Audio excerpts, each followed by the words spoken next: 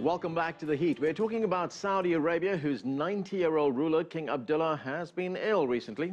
What does the future hold for the country? Well, joining me now is a former U.S. ambassador to Saudi Arabia, James Smith. Welcome to the show. Good to be with you. So the king is ill. He's been taken to the hospital. We understand he has pneumonia. What are your thoughts about a possible successor? Well, first of all, when I arrived in 2009, people were talking about King Abdullah's health and predicting a transition. So I'm reminded a little of Mark Twain when he was traveling in England, and he read his obituary and wrote back that the reports of my death are exaggerated. King Abdullah has outlived 2 crown princes, and while it is inevitable that those who are predicting his death will someday be right, they're not yet. So for a while, we will continue where we are. I think we have in place a process of succession that is very stable, and the Crown Prince Salman is certainly in place as the natural successor.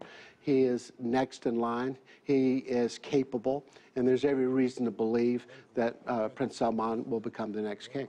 What do we know about him? I mean, is he just going to continue current policy? We're going to see some continuity there. Well, you're always going to see continuity.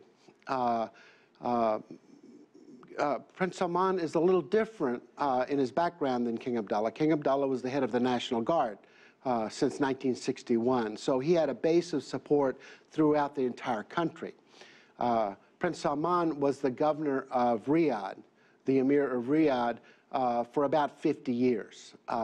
So his base of support is the capital, and in the last few years, since he's become Deputy Prime Minister and Crown Prince, and also the Minister of Defense, his portfolio has expanded outside of Riyadh, but he's got a different support base. Having said that, he's like the keeper of the rules inside the family. He's the family enforcer, and so he's got very strong support within the royal family. And he's got a very strong base of support inside the conservative community. So in many ways, like King Abdullah, I would see him embraced. I really don't see much of a change immediately once he becomes king. But circumstances have changed outside the country. For one, we have Saudi Arabia, which is now part of that coalition fighting ISIL and al-Qaeda. What do you see the Saudis doing in the coming years? Well, they have a lot of challenges ahead of them, both external and internal.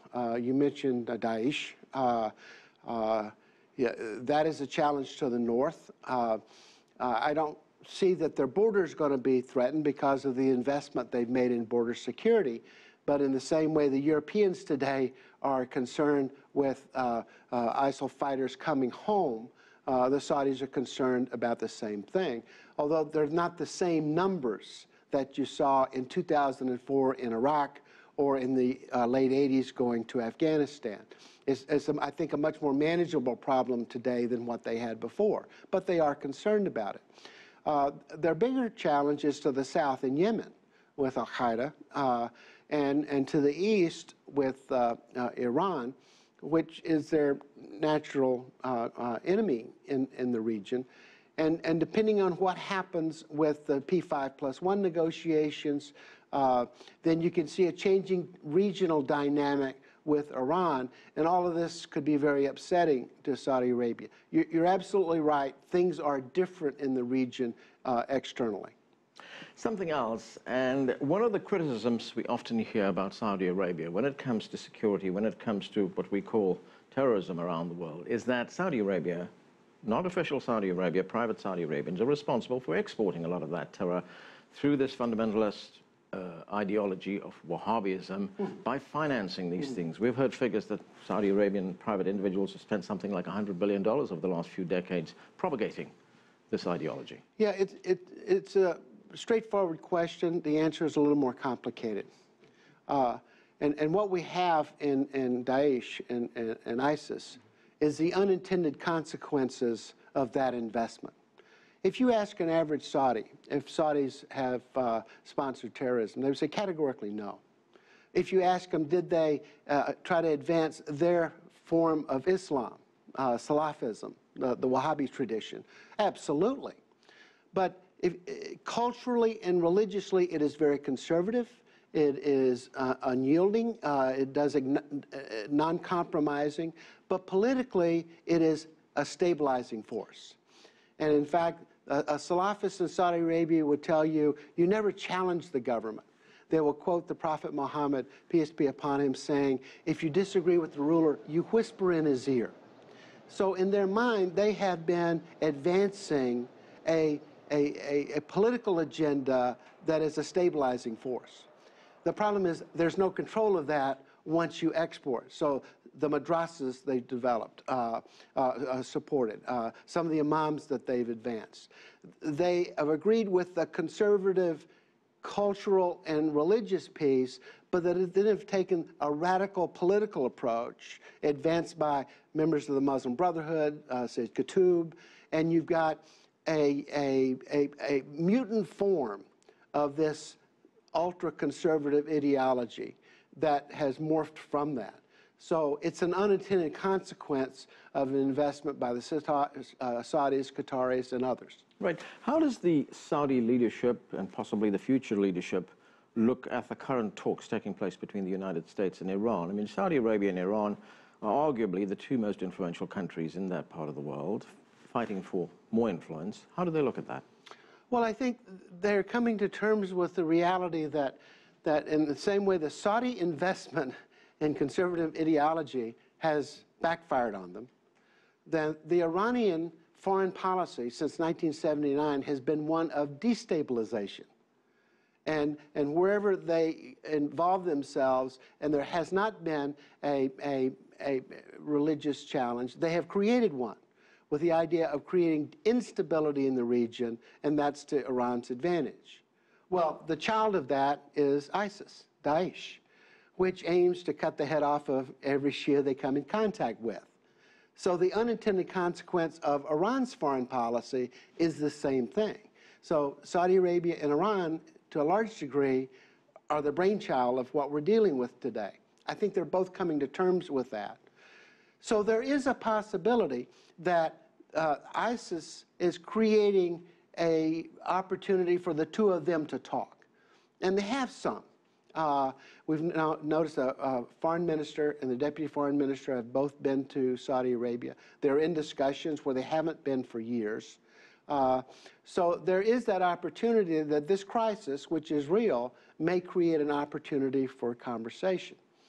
The P5+1 talks, the reality of it is, if we could achieve a negotiated settlement with Iran that benefits both sides, then Iran can move in a more positive way as a contributing member of the Gulf community.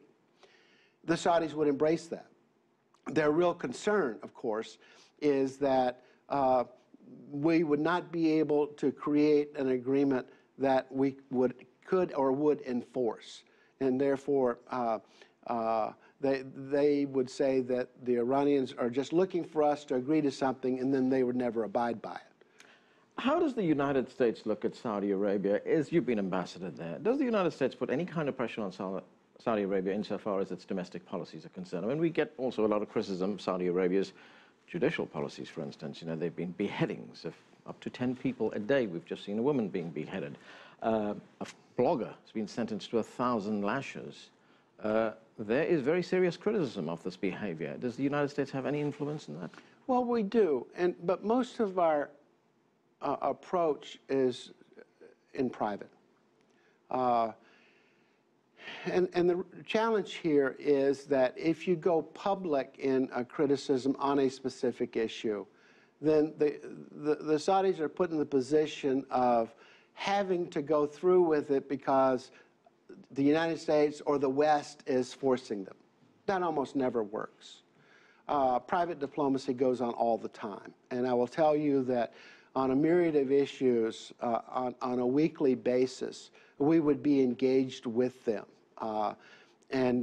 So that they would understand that there is another side of this story, that the West looks at this different, and that as a country with global responsibilities, Saudi Arabia has to come to terms with their role as a global leader.